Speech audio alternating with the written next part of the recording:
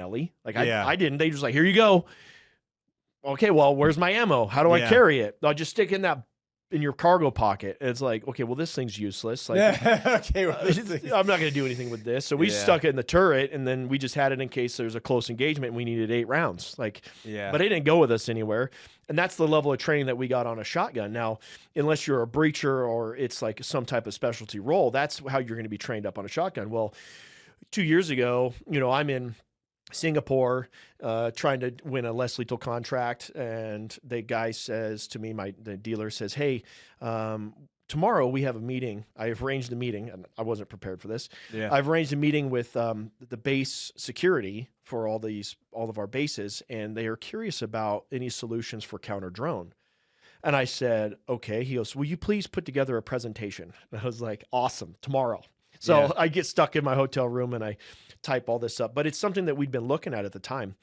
And one of the big hurdles is all the shotguns that people typically think about when they think about shooting something out of the sky. They go to long barrels and they have tubes underneath them. So now you have either short capacities, limited capacity, and then imagine trying to reload that thing in any type of speed if there's another threat. I mean, you're better off just having 3-4 shotguns with you. Well, that doesn't really make it very practical.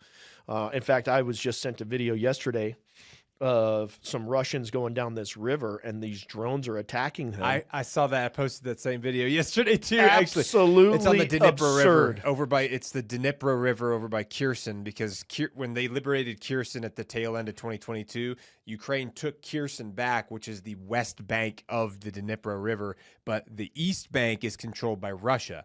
And so they're constantly doing riverine operations through there. And when they do it, they're on these boats. And when you're on a boat, ISR can see everything. There's no concealment.